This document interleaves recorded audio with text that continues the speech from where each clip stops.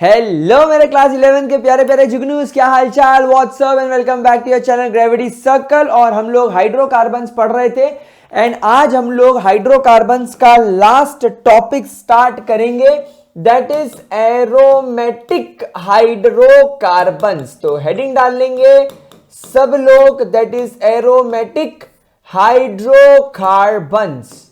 Aromatic hydrocarbons, aromatic hydrocarbon. अच्छा, आगे बढ़ने से पहले अगर आप लोगों ने ग्रेविटी सर्कल के नए चैनल ग्रेविटी सर्कल शॉर्ट्स को सब्सक्राइब नहीं किया है तो कर लो भाई साहब, क्योंकि उस पर आते हैं शानदार शानदार शॉर्ट्स जो आपको हर जगह काम में आएंगे। तो चलिए एरोमेटिक हाइड्रोकार्बन की बात शुरू करते हैं। Guys, aromatic hydrocarbons are known as, या वी कैन से, सीधी सी बात है, देखो एरोमेटिक हाइड्रोकार्बन का मतलब क्या होता है। अगर आप लोगों को क्लास 11th का हमारा जो फर्स्ट चैप्टर है अगर वो याद रहा हो तो हम लोगों ने उसके अंदर एरोमेटिक हाइड्रोकार्बन के पहले साइक्लिक हाइड्रोकार्बन्स की बात करी थी, फिर साइक्लिक हाइड्रोकार्बन्स के अंदर हम आगे चले थे, राइट। तो यहां पर आप एक बात ध्यान रखिएगा कि एरोमेटिक हाइड्रोकार्बन्स को आप एक और नाम दे सकते हैं, वहां पर हम लोगों ने नाम डिस्कस नहीं किया था। They are also known as arenes. They are also called as arenes. इन्हें arenes भी बोला जाता है। इसमें से some of them possess, इसमें some of them possess aroma, some of them possess aroma। Aroma का मतलब होता है एकदम बहुत प्लीजेंट सी, एकदम बहुत ज्यादा प्लीजेंट सी फ्रेग्रेंस। तो इनके पास में एकदम बहुत प्लीजेंट सी फ्रेग्रेंस होती है कुछ कुछ कंपाउंड्स के पास में। And therefore they are named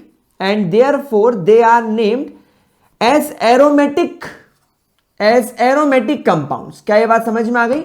इसीलिए इनका नाम पड़ गया aromatic compounds, aromatic compound which are also called as arenes. और एरोमेटिक कंपाउंड का नाम एरोमेटिक ही क्यों पड़ा? क्योंकि इनके पास में बहुत प्लीजेंट अरोमा होता है, और अरोमा का मतलब होता है एकदम बढ़िया वाली फ्रेग्रेंस, ठीक है। अब यहां पर हम लोग सब जानते हैं दैट दिस एरोमेटिक कंपाउंड्स, ये जो आपके एरोमेटिक कंपाउंड्स होते हैं, these aromatic compounds are of two types. ये हम लोग ऑलरेडी पढ़ चुके हैं। पहले वालों को बोला जाता है बेंजेनॉइड्स, पहले वाले को बोला जाता है बेंजेनॉइड्स, और दूसरे वालों को बोला जाता है non benzenoids. Benzenoids and non benzenoids, benzenoids and non benzenoids, benzenoids and non benzenoids, है ना मेरे प्यारे बच्चों। बेंजेनॉइड्स मतलब they contains at least one benzene ring, they contain at least one benzene ring। and इसके अंदर क्या होगा? they do not contains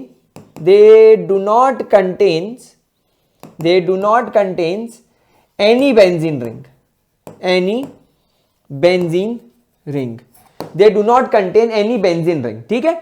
अब यहां पर हम बात करेंगे बेंजीन रिंग की। तो बेंजीन रिंग के बारे में अब टेक्निकली हम लोग चलो डिटेल में डिस्कस करना स्टार्ट करेंगे, बट यहां तक आपको समझ में आ गया? कोई दिक्कत मेरे प्यारे बच्चों, कोई परेशानी? अच्छा, बेंजेनॉइड से कुछ एग्जांपल आपके एनसीईआरटी में दिए हुए, तो आप देख सकते हो कि भैया एक तो आपकी बेंजीन रिंग ऐसी दिखती है, बेंजीन के बाद एक कंपाउंड आपको आपके एनसीईआरटी में दे रखा है टॉल्यूइन, इसको उन्होंने नाम दिया है टॉल्यूइन। फिर एक कंपाउंड कुछ ऐसा बना रखा है आपके एनसीईआरटी में, इसको नाम दिया गया है नैफ्थलीन। फिर एक कंपाउंड कुछ ऐसा बनाया गया है आपके एनसीईआरटी में। ये सब बेंजेनॉइड्स के एग्जांपल है। ये भी बेंजीन रिंग, और इससे एक और बेंजीन की रिंग अटैच हो गई है, इसको लेता है बायफिनाइल। बेंजीन, टॉल्यूइन, नैफ्थलीन, बायफिनाइल, ये सब आपके बेंजेनॉइड्स के एग्जाम्पल है, ठीक है।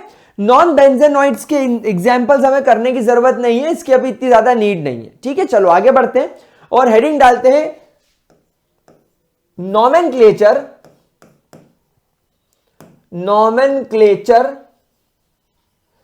Of aromatic compound. यहां पर आप लोग ध्यान रखो, यहां पर हम जो नॉमेनक्लेचर की बात कर रहे हैं वो टेक्निकली यहां पर केवल और केवल बेंजीन कंपाउंड्स की हम लोग बात करेंगे। हम लोग केवल और केवल यहां पर बेंजीन कंपाउंड्स की ही बात करेंगे, ठीक है। अब ये आपको सब पता ही है कि इस वाली रिंग को अपने IUPAC ने बोल दिया है कि आप इस रिंग को बेंजीन के नाम से ही जानेंगे। आपको इसके लिए कोई अलग से नियम कानून लगाने की जरूरत नहीं है। अब यहां पर अगर मान लीजिए कोई मोनो सब्स्टिट्यूटेड कंपाउंड आया था, जैसे मान लो यहां पर CH3 आ जाए, तो आप या तो इसको मिथाइल बेंजीन बोल लो, या तो आप इसे मिथाइल बेंजीन बोल लो, या तो आप इसका जो पुराना नाम है, कॉमन नेम है, टॉल्यूइन इस्तेमाल कर लो। वैसे अगर मान लीजिए आपके पास में यहां पर NO2 आ जाए तो NO2 आपका नाइट्रो ग्रुप हो गया, तो आप इसे नाइट्रो बेंजीन बोल सकते हो। ये हम लोगों ने नॉमेनक्लेचर बहुत अच्छे से पढ़ रखे हैं इसके पहले वाले चैप्टर में, तो ज्यादा हम लोग इसमें डिटेल में नहीं उतरेंगे। अच्छा, कभी कभी डाई सब्स्टिट्यूटेड वाली कंडीशन क्रिएट हो जाती है, तो मान लीजिए फर्स्ट पोजीशन पर और सेकेंड पोजीशन पर दोनों पर मिथाइल है, तो IUPAC नॉमेनक्लेचर के हिसाब से तो आप इसको बोलोगे 1,2 डाई मिथाइल बेंजीन, आप यही बोलोगे। लेकिन क्या आप लोग ये बात जानते हो कि फर्स्ट और सेकेंड कार्बन पर अगर सब्स्टिट्यूएंट हो तो हम इसे ऑर्थो सब्स्टिट्यूएंट भी बोल सकते हैं, तो इसको हम बोलेंगे ऑर्थो डाई मिथाइल बेंजीन। और इसका कॉमन नेम पता है क्या है? इसका कॉमन नेम है ऑर्थोजाइलिन, इसे जाइलिन बोला जाता है। तो जाइलिन के आगे मैंने ऑर्थो क्यों लगाया? क्योंकि फर्स्ट और सेकेंड पोजीशन पर है। वैसे अगर मेरे पास में यहां पर बेंजीन की रिंग आ जाए और यहां पर ये इस जगह पर आ जाए, तो ये फर्स्ट है और ये थर्ड है, तो फर्स्ट सेकेंड एंड थर्ड, तो फर्स्ट और थर्ड पर बोला जाता है इसको मेटाजाइलिन, क्योंकि ये मेटा पोजीशन है। या इसको 1,3 डाई मिथाइल बोल लो। और एक कंडीशन और होती है यहां पर, वो मैं आपको सिखा देता हूं। अगर मान लीजिए यहां पर पहले पर और यहां पर तीसरे पर अगर आ जाए तो इसको बोलेंगे पैराजाइलिन, ठीक है। तो ये ऑर्थो मेटा पैरा नॉमेनक्लेचर आपको आते हैं, तो हम ज्यादा इसके डिटेल में नहीं जाएंगे, ये सब आप लोगों को बढ़िया तरीके से आता है ना। चलिए, तो अब आगे बढ़ते हैं और बात करते हैं हमारे स्ट्रक्चर ऑफ बेंजीन की। Let's talk about the structure of benzene. Structure of benzene, benzene के स्ट्रक्चर की तरफ हम लोग चलते हैं। गाइस, एक्चुअली हमारे माथे पर जो सबसे पहला बॉम्ब फूटा, वो बॉम्ब फूटा लगभग 1825 में माइकल फराडे नाम के प्राणी ने बेंजीन को सबसे पहले आइसोलेट किया था। तो Michael Faraday in 1825 he basically isolated or we can say he basically prepared benzene for the first time. He prepared benzene for the first time. जब इन्होंने बेंजीन बनाया तो एक बात समझ में आ गया that this was highly unsaturated compound. This was highly unsaturated compound, यानी ये कंपाउंड कोई ऐसा वैसा कंपाउंड नहीं, बहुत ज्यादा अनसेचुरेटेड है। इस कंपाउंड का जब मॉलिक्यूलर फॉर्मूला निकल कर आया तो वो आया C6H6 and it do not show similarity with alkenes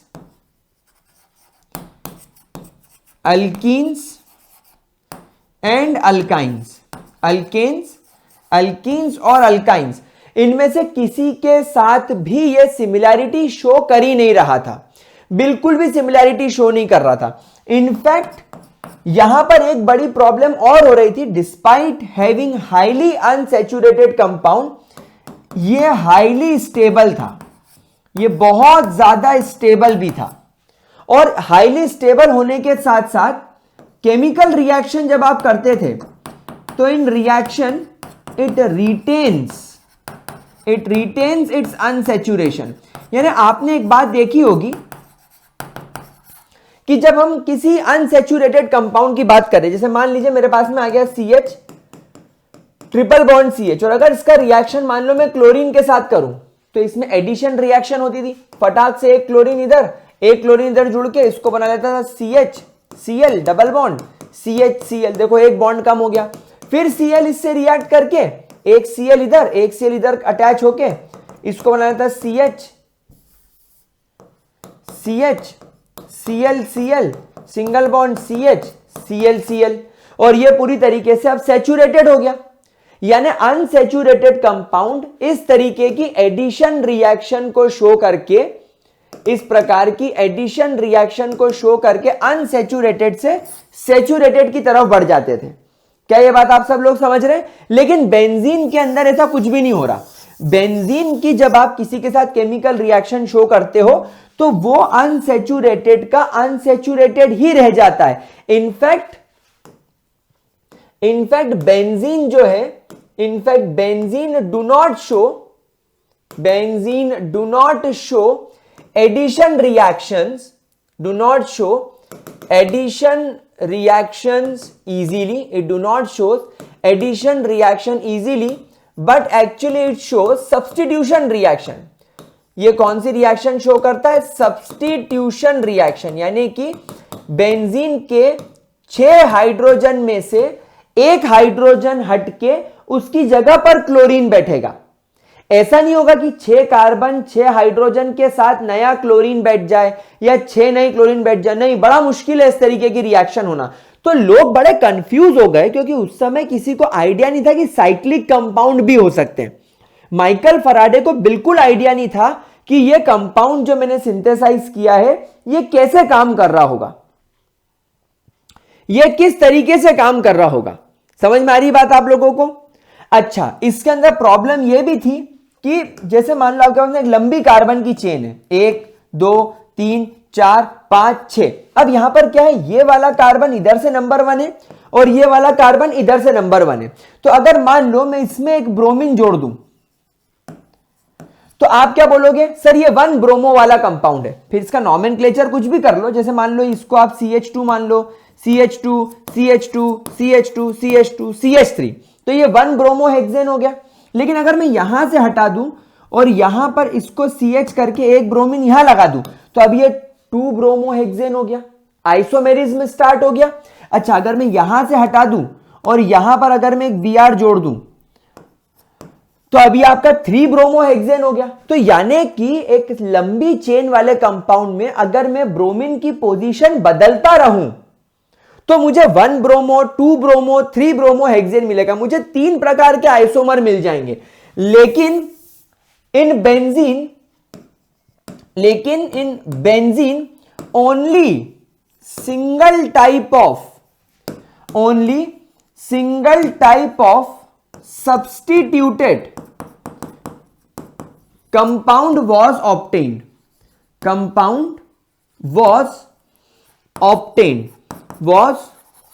That is, मैं कहीं भी इन 6 कार्बन में से मैं कहीं भी ब्रोमीन लगाऊं मुझे 1 ब्रोमो बेंजीन ही मिल रहा था। मुझे कभी भी 2 bromo benzene 3 bromo benzene 4 bromo benzene मिल ही नहीं रहा था। तो साइंटिस्ट लोगों का दिमाग खराब हो गया कि यार ये हो क्या रहा है, मतलब अब मैं करूं तो करूं क्या। तो अब यार क्या करें।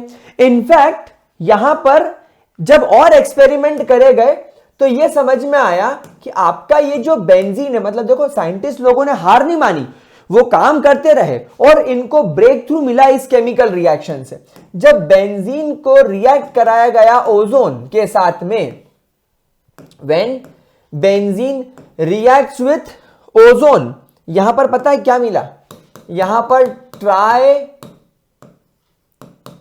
Ozonide was formed, benzene triozonide was formed। अब ये बेंजीन ट्राइओजोनाइड क्या होता है, स्ट्रक्चर देख के कोई घबराएगा नहीं, बट इस बात का ध्यान रखना कि जो तुम्हारा बेंजीन का एक CH है, इससे ये ऑक्सीजन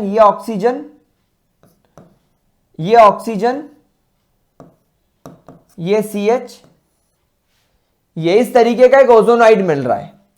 फिर इससे एक ऑक्सीजन ऑक्सीजन, ऑक्सीजन और ये ऑक्सीजन, फिर ये एक CH मिल रहा है, CH से एक oxygen, sorry oxygen, oxygen, oxygen और ऑक्सीजन, फिर ये CH, ऑक्सीजन, ऑक्सीजन,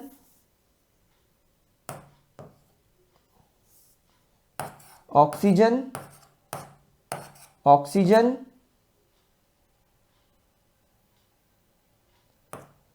और ऑक्सीजन। ये इस तरीके से ट्राइओजोनॉइड मिल रहा है, मतलब हर कार्बन से 3 ऑक्सीजन के कंपाउंड जुड़ गए। ठीक है, अभी बहुत कॉम्प्लिकेटेड स्ट्रक्चर, तो we will not draw that, लेकिन एक बात समझना, क्योंकि ट्राइओजोनॉइड मिला मतलब कि 3 ओजोन के मॉलिक्यूल आपके कंपाउंड से चिपक गए। सो देयरफॉर ये प्रोडक्ट ने प्रूव किया, therefore it proves that there are 3 double bonds. इससे ये प्रूफ हुआ कि यहां पर 3 डबल बॉन्ड्स थे। यहां पर कितने डबल बॉन्ड थे? यहां पर 3 डबल बॉन्ड थे। इस चीज से ये बात प्रूफ हुई कि यहां पर लगभग 3 डबल बॉन्ड थे। अब आप यहां पर जरा पहले इसको इतना देख लो, इसको जरा इतना देख लो, फिर हम लोग आगे चले। ठीक है, अब बात आ चुकी है ये सब करते करते 1865 की, जो मैं बोल रहा था ना पहले। एक साइंटिस्ट है ऑगस्ट केक्यूले, किसकी ले? केक्यूले। हाँ, तो एक साइंटिस्ट है ऑगस्ट केक्यूले, ये बेंजीन के ऊपर काम करने लग रहे थे। इन्होंने बेंजीन को ट्राइओजोनॉइड बनाकर प्रूफ किया कि बेंजीन में 3 डबल बॉन्ड है। इन्होंने पता लगाया कि जैसे मैं अल्केन, अल्कीन, अल्काइन में एक लंबी कार्बन की चेन बनाता हूं, तो उसमें हर कार्बन की आइडेंटिटी अलग होती है। कुछ चेन में पहले कार्बन होंगे, तो कोई चेन में दूसरा कार्बन होगा, तो कोई चेन में तीसरा कार्बन होगा। लेकिन यहां पर ऐसा कोई पॉसिबिलिटी नहीं है, जहां ब्रोमीन लगा रहा हूं वो 1 हो रहा है, यानी कि यहां पर 6 के 6 कार्बन मेरे आइडेंटिकल हैं। तो इतनी सारी रिसर्च के बाद एक दिन केक्यूले बड़े परेशान थे और वो अपने रूम में बैठे हुए थे। अब क्या हुआ, रूम में बैठने के बाद उनके रूम में रात का समय था और उनके हॉल में आग जल रही थी। वो चिमनी नहीं होती जिससे सेंटा कूद के घर में आता है, वहां नीचे आग जलाते हैं वो लोग गर्म रखने के लिए अपने घर को, वहां पर आग जल रही थी। अब वो बैठ के अंधेरे में अपना काम कर रहे थे और अचानक से काम करते करते वो आग को देखने लगे।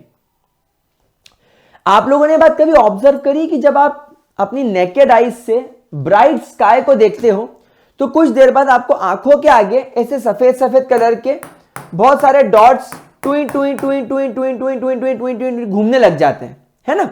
ऐसे कुछ पॉइंट्स केकुले की आंखों के आगे घूमने लगे जब वो आग में देख रहे थे।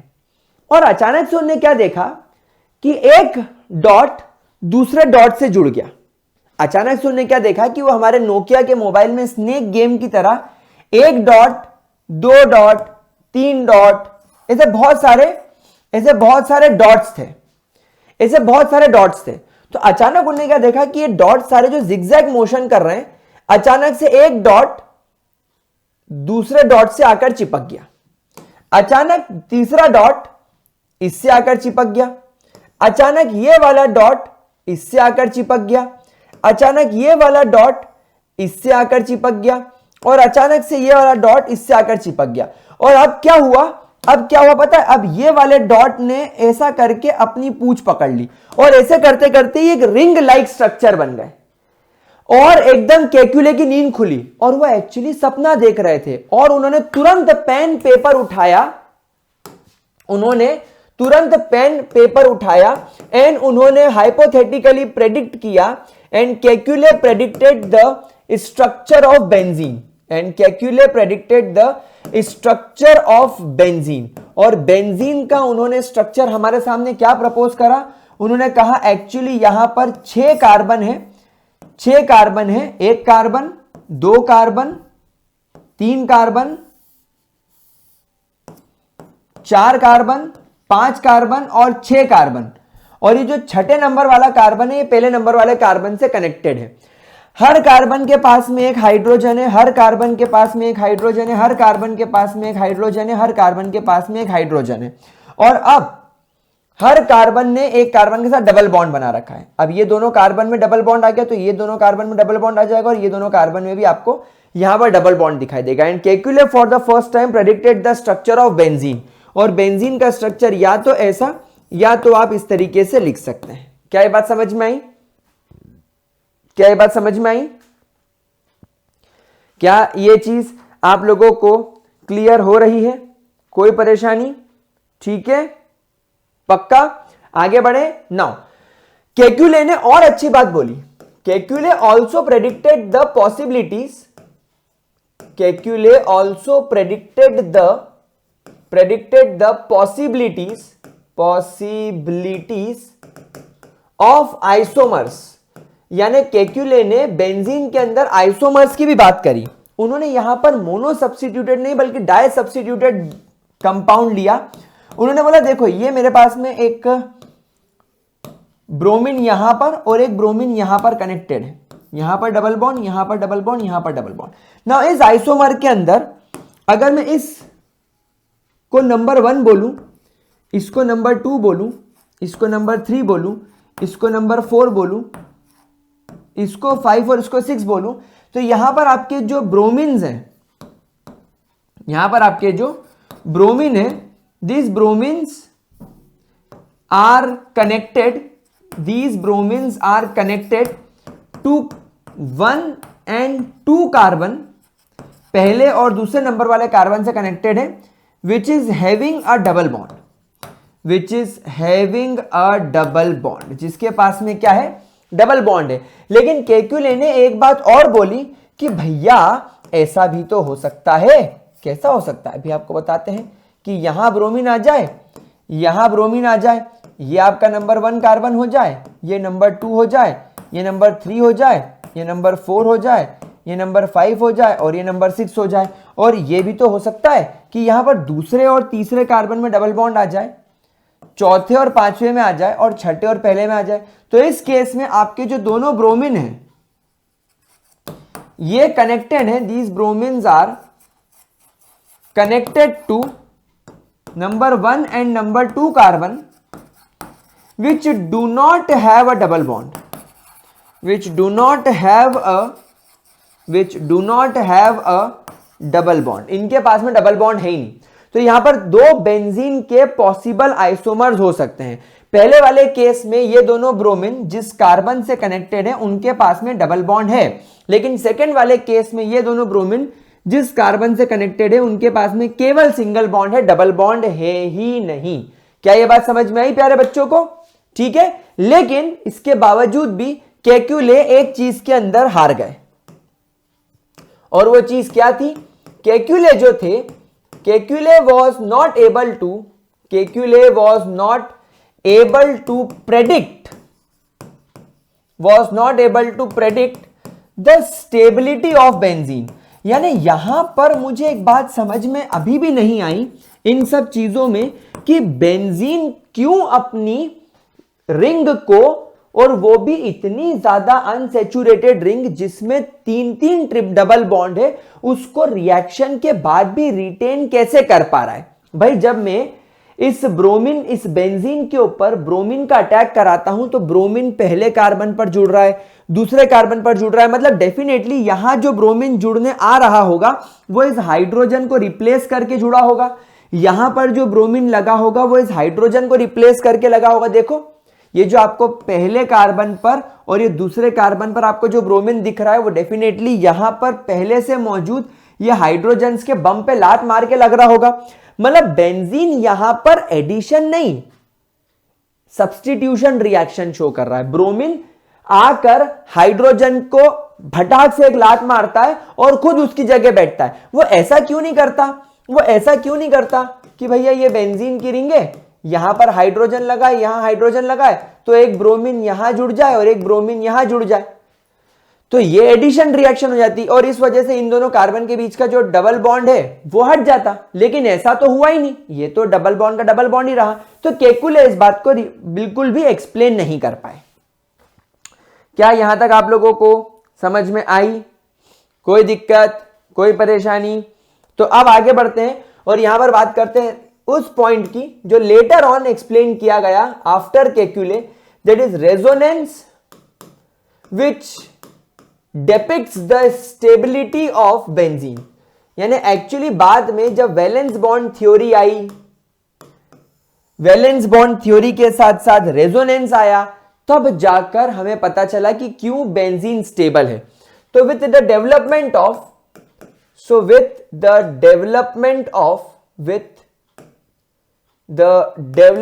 Of valence bond theory and resonance, we came to know the stability of benzene. Benzene की स्टेबिलिटी क्या है हमें बहुत बाद में पता चला। देखो यहां पर सबसे पहला पॉइंट आप ध्यान रखना, that because every carbon in benzene, B and Z मतलब benzene, have a double bond, have a double bond means it is sp2 hybridized। ये क्या है, ये sp2 hybridized है, क्योंकि हम लोग सब जानते हैं कि जो डबल बॉन्ड होता है, डबल बॉन्ड के अंदर एक सिग्मा होता है और एक पाई होता है। तो जो सिग्मा बॉन्ड होता है वो तो हाइब्रिडाइजेशन से बन जाता है, लेकिन जो पाई बॉन्ड होता है उसमें कभी हाइब्रिड ऑर्बिटल पार्टिसिपेट नहीं करते हैं। तो यहां पर आपका जो कार्बन जिसका एटॉमिक नंबर 6 होता है, इसके 1s के अंदर 2 इलेक्ट्रॉन होते हैं, 2s के अंदर 1 इलेक्ट्रॉन होता है, 2px के अंदर 1, 2py के अंदर 1 और 2pz के अंदर भी 1 और 1 इलेक्ट्रॉन होता है।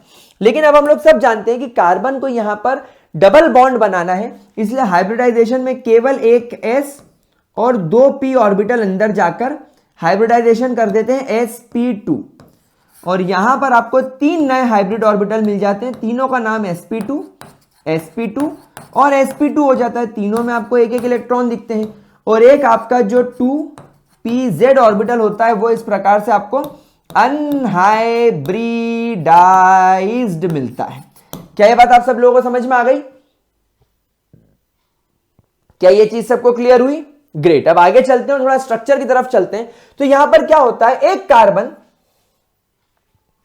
इस प्रकार से अपना एक sp2 हाइब्रिड ऑर्बिटल लेकर बैठा है। यहां आ गया आपका दूसरा कार्बन, यहां पर आ गया आपका, एक सेकेंड, अपन यहां पर पहले 6 के 6 कार्बन बना देते हैं। कार्बन, ए कार्बन, ए कार्बन, ए कार्बन, ए कार्बन और ए कार्बन। ठीक है। अब ये वाला कार्बन अपना sp2 लेकर आया, ये वाला कार्बन अपना sp2 लेकर आया। देखो इनमें sp2 की ओवरलैपिंग हो गई। फिर ये कार्बन अपना एक और sp2 लेकर आया, और ये कार्बन अपना sp2 लेकर आया, इनमें भी sp2 में ओवरलैपिंग हो गई। ये कार्बन अपना sp2 लेकर आया, ये कार्बन अपना sp2 लेकर आया, इनमें sp2 में ओवरलैपिंग हो गई।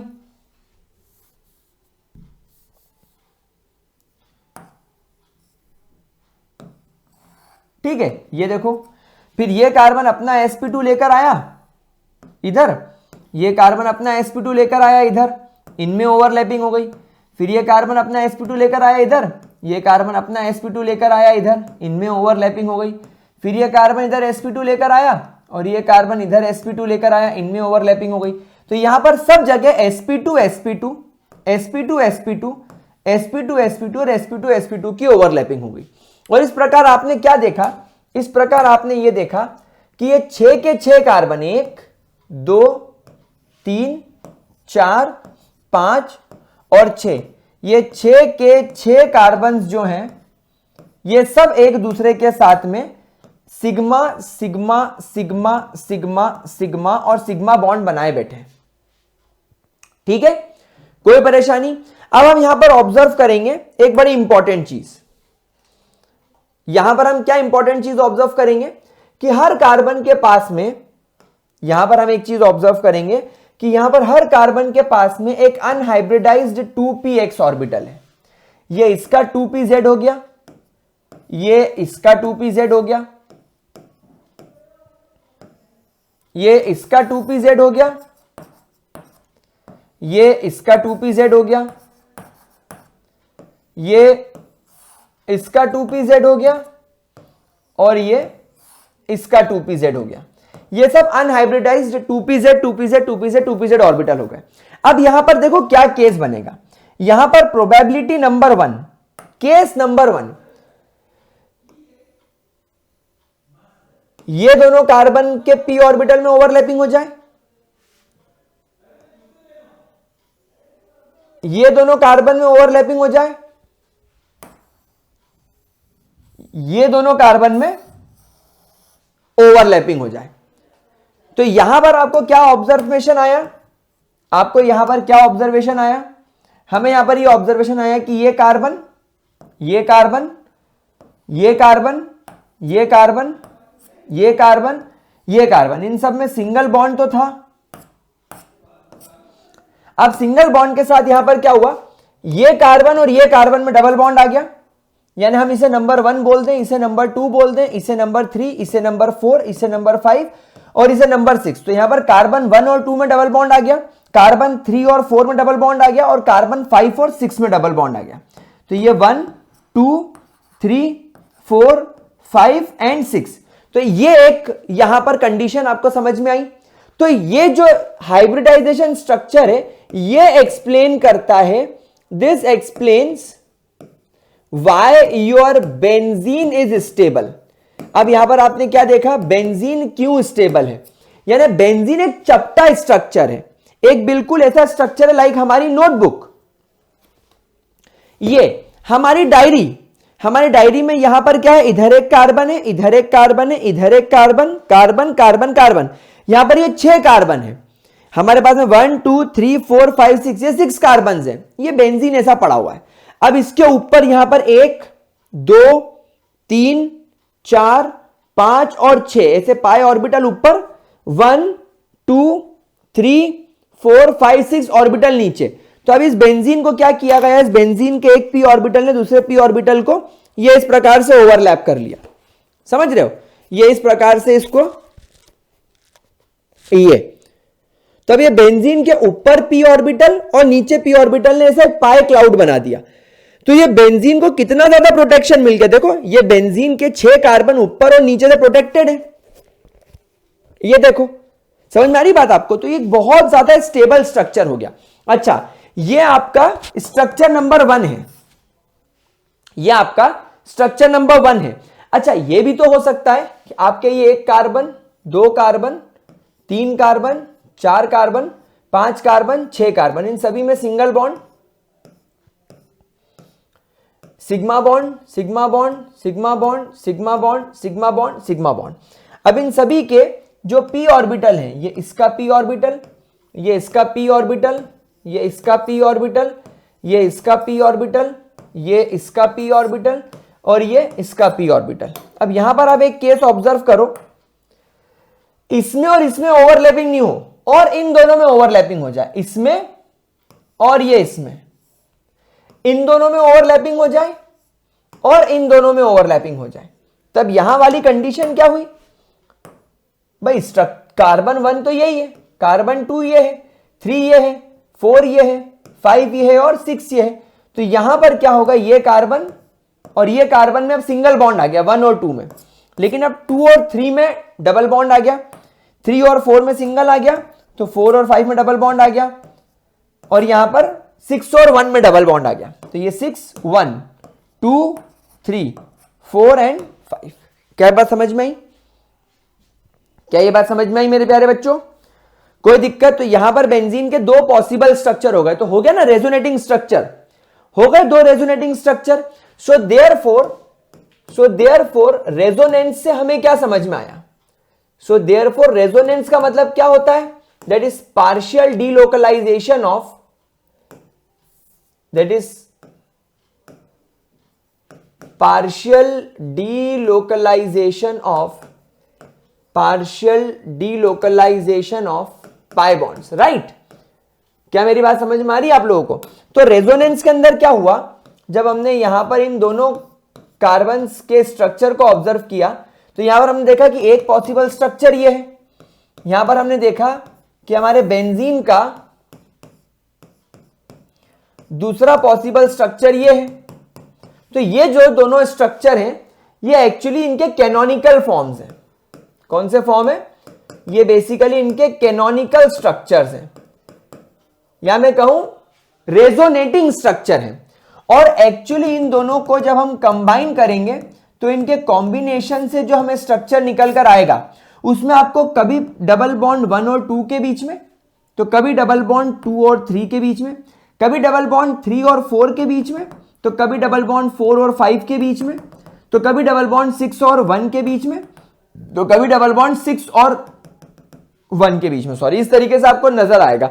सो टेक्निकली अब यहां पर एक बीच में गोला बना देंगे which show the delocalization of pi bond. ये गोले का मतलब होता है डबल बॉन्ड कभी यहां कभी यहां, कभी यहां कभी यहां, कभी यहां कभी यहां, तो कभी यहां कभी यहां, कभी यहां कभी यहां, कभी यहां कभी यहां। तो इसको बोलते हैं एक्चुअली द हाइब्रिड स्ट्रक्चर। ये है आपका एक्चुअली हाइब्रिड स्ट्रक्चर, और यही स्ट्रक्चर एक्चुअली इस वर्ल्ड में एग्जिस्ट करता है। अच्छा, ये बात आप सभी जानते हो कि अकॉर्डिंग टू नॉर्मल जिसको होना चाहिए carbon carbon double bond measurement, जब भी कार्बन कार्बन का डबल बॉन्ड होता है वो हमेशा 133 पिकोमीटर्स का होता है। ये भी 133 पिकोमीटर्स का होगा और ये भी 133 पिकोमीटर्स का होगा। सिमिलरली ये वाला कार्बन 154 पिकोमीटर्स का होगा, ये वाला कार्बन भी 154 पिकोमीटर्स का होगा और ये वाला कार्बन भी 154 पिकोमीटर्स का होगा, राइट। सिमिलरली यहां भी होगा भाई, ये वाला कार्बन 133 पिकोमीटर का होगा, ये वाला कार्बन भी 133 पिकोमीटर का होगा और ये वाला कार्बन भी 133 पिकोमीटर का होगा। उसके बाद ये वाला कार्बन 154 पिकोमीटर का होगा, ये भी 154 पिकोमीटर का होगा और ये भी 154 पिकोमीटर का होगा। लेकिन यहां पर आप इसको देख लो, इसको देख लो, इसको देख लो, इसको देख लो, इसको देख लो और इसको देख लो, ये सब 139, 139, 139, 139, 139, 139 पिकोमीटर्स के हैं। ये सभी के सभी 139, 139, 139, 139, 139 पिकोमीटर्स के हैं। समझ में आई प्यारे बच्चों को बात? कोई दिक्कत, कोई परेशानी इसके अंदर? ठीक है। अच्छा, एक्सरे डिफ्रैक्शन मेथड से क्या पता चला हम लोगों को? एक्सरे डिफ्रैक्शन मेथड से हमें पता चला कि बेंजीन एक प्लेनर स्ट्रक्चर है, that benzene is a planar structure, and obviously planar होगा भी क्यों ना, क्योंकि यहां पर बेंजीन का हाइब्रिडाइजेशन क्या है? बेंजीन का हाइब्रिडाइजेशन क्या है? sp2, और sp2 हाइब्रिडाइजेशन हमेशा ट्राइगोनल प्लेनर यानी प्लेनर ज्योमेट्री देता है। तो यहां पर बेंजीन का स्ट्रक्चर आपको प्लेनर ज्योमेट्री वाला ही दिखाई देगा। चलिए इसको इतना नोट कर लीजिए। चलो तो अब आगे बढ़ते हैं बिना टाइम को वेस्ट करें, and let's talk about the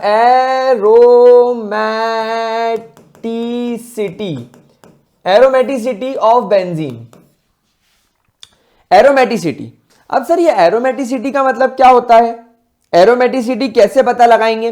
देखो, अभी तक आप लोगों ने एक जनरल चीज पढ़ी। आपने क्या पढ़ा कि कोई भी कंपाउंड जो अच्छी खुशबू देता हो वो एरोमेटिक नेचर का होता है, लेकिन ऐसा नहीं है।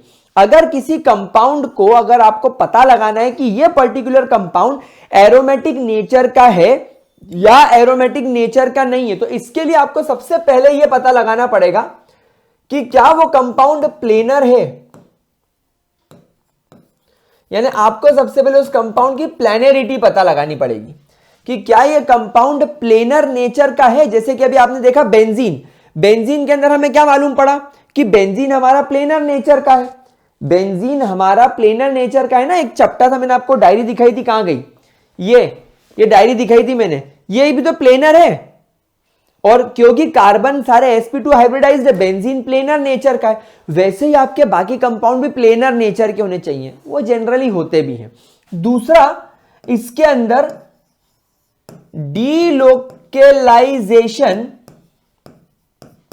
डीलोकलाइजेशन ऑफ पाई इलेक्ट्रॉन्स होना चाहिए। डीलोकलाइजेशन ऑफ पाई इलेक्ट्रॉन्स यहां पर होना चाहिए, ठीक है। डीलोकलाइजेशन ऑफ पाई इलेक्ट्रॉन्स, अब ये कैसे पता चलेगा? आप लोग यहां पर ध्यान रखिएगा या तो ऑल्टरनेट पोजीशंस पर पाई इलेक्ट्रॉन हो, या तो ऑल्टरनेट पोजीशंस पर लोन पेयर हो एंड पाई इलेक्ट्रॉन्स हो, या तो ऑल्टरनेट पोजीशन पर positive charge and pi electron हो, या तो ऑल्टरनेट पोजीशन पर कोई negative charge and pi electron हो। अगर इतनी कंडीशन ऑल्टरनेट पोजीशन पर दिखती है तो ये प्लैनरिटी के लिए आगे जा सकता है। एंड तीसरा एंड द मोस्ट इंपॉर्टेंट चीज is the Huckel rule, I mean the Huckel rule. Huckel rule क्या होता है गाइस? हकेल रूल क्या होता है? Huckel rule is nothing but 4n + 2 pi electron rule, where n can be any number, like 1, 2, 3 etc. It can be 0 also. n क्या हो सकता है? कोई भी इंटीजर हो सकता है। आप एक काम करो, इसको ऐसा लिखो, where n can be any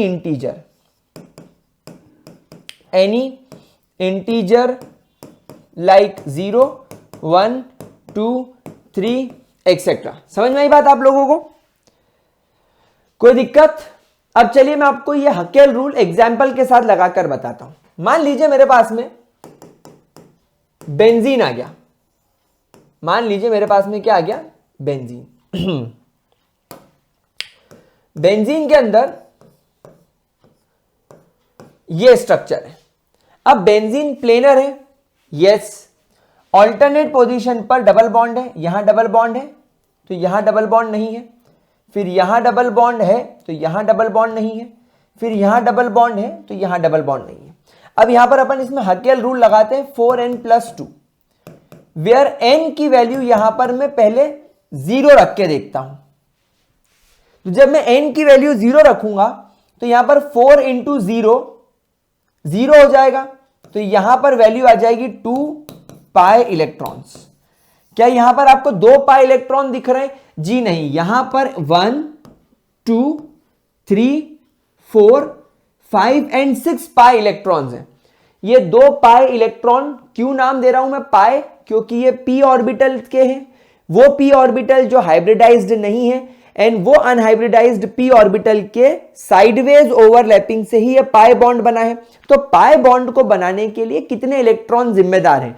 क्योंकि यहां पर 3 पाई बॉन्ड है तो 3 पाई बॉन्ड बनाने के लिए 6 इलेक्ट्रॉन रिस्पॉन्सिबल है। तो अगर मैं n की वैल्यू हकेल रूल में 0 रखूंगा तो 2 पाई इलेक्ट्रॉन आएंगे। अब मैं एक काम करता हूं, यहां पर 4n + 2 रूल के अंदर n की वैल्यू 1 कर देता हूं, तो 4 × 1 + 2 will come out to be 6। तो क्या यहां पर मुझे 6 पाई इलेक्ट्रॉन्स दिखाई दे रहे हैं? जी हां, मुझे यहां पर 6 पाई इलेक्ट्रॉन दिखाई दे रहे हैं, 1, 2, 3, 4, 5, 6। सो देयरफॉर यस, बेंजीन एक एरोमेटिक कंपाउंड है। बेंजीन एक एरोमेटिक कंपाउंड है। इसके अलावा मैं एक एग्जांपल लेता हूं, नेफ्थलीन। एक एग्जांपल में लेकर आता हूं नेफ्थलीन। नेफ्थलीन के अंदर आपके पास में एक बेंजीन का रिंग ये है, एक बेंजीन का रिंग ये है। जरा इसमें पता लगाओ, प्लेनर तो दिख ही रहा है, 2 बेंजीन की रिंग है तो प्लेनर भी है, और ऑल्टरनेट पोजीशन पर डबल बॉन्ड है। यहां डबल बॉन्ड है तो यहां डबल बॉन्ड नहीं है, यहां डबल बॉन्ड है तो यहां डबल बॉन्ड नहीं है, फिर यहां डबल बॉन्ड है तो यहां डबल बॉन्ड नहीं है, फिर यहां डबल बॉन्ड आ गया, ये देखो, तो यहां से डबल बॉन्ड चला गया, फिर यहां डबल बॉन्ड आ गया तो यहां से डबल बॉन्ड चला गया। अच्छा, यहां डबल बॉन्ड है, यहां डबल बॉन्ड है तो यहां डबल बॉन्ड नहीं है। क्या ये बात समझ में आ गई? अब यहां पर जब मैं 4n + 2 रूल लगाऊंगा तो यहां पर क्योंकि मुझे 1, 2, 3, 4, 5, 6, 7, 8, 9, 10 पाई इलेक्ट्रॉन्स दिख रहे हैं, तो n की वैल्यू जब मैं यहां पर 2 रख दूंगा तो ये हो जाएगा 4 × 2 + 2, यानी 4 2 8 + 2 यानी 10 पाई इलेक्ट्रॉन्स। यहां पर कितने पाई इलेक्ट्रॉन्स हैं? यहां पर 10 पाई इलेक्ट्रॉन्स हैं। क्या इसमें 10 पाई इलेक्ट्रॉन्स हैं? यस। तो ये भी एक एरोमेटिक कंपाउंड की कैटेगरी में आ रहा है। ठीक है, कोई दिक्कत?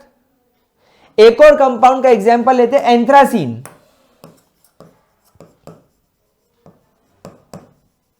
एंथ्रासीन में एक बेंजीन का रिंग, फिर एक और ऐसा रिंग और एक और ऐसा रिंग। अब यहां जरा आप इसको देखो कि ये भी प्लेनर है, 2D स्ट्रक्चर है, डोंट वरी।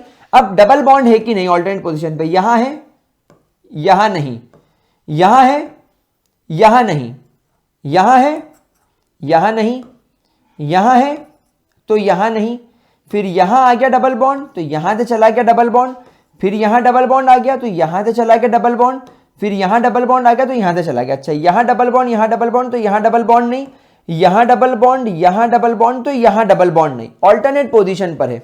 अब यहां पर अगर मैं 4n+2 के अंदर n की वैल्यू 3 रख दूं, क्योंकि देखो यहां पर 1 2 3 4 5 6 7 8 9 10 11 12, यहां पर 12 पाई इलेक्ट्रॉन्स हैं, तो हो जाएगा 4 इंटू 3 प्लस 2 यानी कि 14 पाई इलेक्ट्रॉन्स, 14 पाई इलेक्ट्रॉन्स। अब यहां पर कितने हो रहे हैं? 1 2 3 4 5 6 7 8 9 10 11 12 13 14, यस, यहां पर भी पाई इलेक्ट्रॉन है 14, यानी यस, ये भी एक आपका एरोमेटिक कंपाउंड है। ठीक है, अच्छा, अब थोड़ा सा कॉम्प्लिकेटेड चीज की तरफ चलते हैं। मान लो मेरे पास में 5 कार्बन वाला कंपाउंड है जिसमें यहां पर 2 डबल बॉन्ड है और यहां पर मेरे को एक लोन पेयर दिख रहा है विद अ नेगेटिव चार्ज। अब क्योंकि यहां पर 5 कार्बन है और ये साइक्लिक कंपाउंड, इसलिए इसको बोलेंगे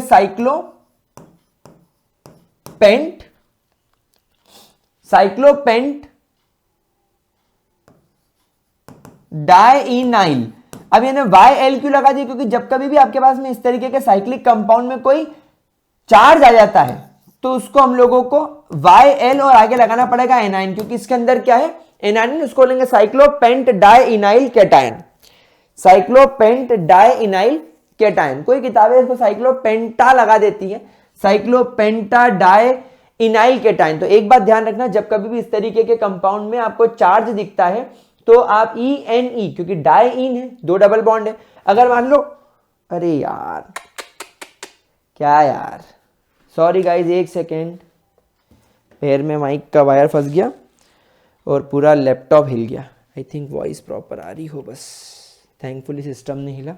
cool, okay okay, hello check. हाँ, तो अगर मान लो यहां पर ये नहीं हो तो ये क्या हो जाता आपका?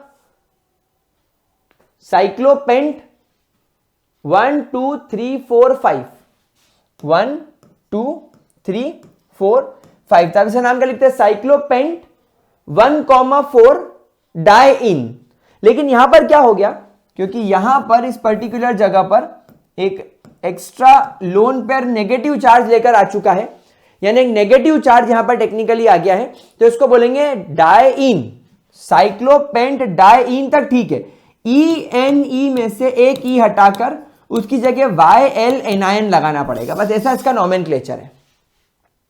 अब देखो ये प्लेनर तो है, अब यहां पर आप देखो यहां डबल बॉन्ड है, यहां और यहां, तो यहां और यहां डबल बॉन्ड नहीं है, लेकिन यहां वाले कार्बन पर एक नेगेटिव चार्ज आ चुका है। तो इस कार्बन पर नेगेटिव चार्ज है, तो अब ये कार्बन और ये कार्बन पर डबल बॉन्ड नहीं है, लेकिन यहां डबल बॉन्ड आ गया, फिर यहां डबल बॉन्ड नहीं, तो डबल बॉन्ड आ गया। मतलब यहां डबल बॉन्ड और इन दोनों के बीच में बिल्कुल सेंटर में नेगेटिव चार्ज। तो ये पार्शियल डीलोकलाइजेशन वाली ऑल्टरनेट पोजीशन पर double bond, lone pair, double bond anion की कैटेगरी को भी फुलफिल कर रहा है। अब यहां पर आप बताओ नंबर ऑफ डिस्प्लेसेबल इलेक्ट्रॉन यानी पाई इलेक्ट्रॉन कितने हैं? 1 2 3 4, और ये वाले 2 कौन गिनेगा? 5 और 6, ये लोन पेयर है ना, एक नेगेटिव चार्ज वाला, तो यहां पर 6 पाई इलेक्ट्रॉन है। तो यहां पर भी जब आप n की वैल्यू 1 रखोगे, 4 × 1 + 2 यानी 4n + 2, आ गई वैल्यू 6 पाई इलेक्ट्रॉन्स की। मतलब यस, ये भी जो है एक प्रकार का एरोमेटिक कंपाउंड की कैटेगरी में आ जाएगा। ठीक है, अच्छा, अब एक कंपाउंड ये देखो 1 2 3 4 5 6 7 1 2 3 4 5 6 7। अब यहां डबल बॉन्ड है तो यहां नहीं, यहां है तो यहां नहीं, यहां है तो यहां पर एक पॉजिटिव चार्ज आ गया। अब इस कंपाउंड का नाम कैसे लिखेंगे? साइक्लो लिखेंगे पहले तो, फिर यहां पर लिखेंगे cycloheptatrienyl cation, enyl cation हो जाएगा। अब ये भी प्लेनर स्ट्रक्चर है, यहां पर भी देखो ऑल्टरनेट पोजीशंस पर आपको double bond double bond double bond दिख रहा है और यहां नहीं है, यहां नहीं है, तो इन दोनों के बीच में यहां पर पॉजिटिव चार्ज आ गया, तो ये भी है। अब यहां पर आप n की वैल्यू 1 रखोगे, अगेन 4 × 1 + 2 यानी यहां पर भी 6 pi इलेक्ट्रॉन्स दिख रहे हैं, 6 pi इलेक्ट्रॉन्स दिख रहे हैं, मतलब यस ये भी एक प्रकार का आपका एरोमेटिक कंपाउंड है। ठीक है, कोई दिक्कत? चलो, तो ये सीखने के बाद अब हम लोग चलते हैं towards the method of preparation of, let's move towards the method of preparation of aromatic compound यानी कि बेंजीन्स। इसमें सबसे पहली मेथड तो आपको पता ही है, दैट इज साइक्लिक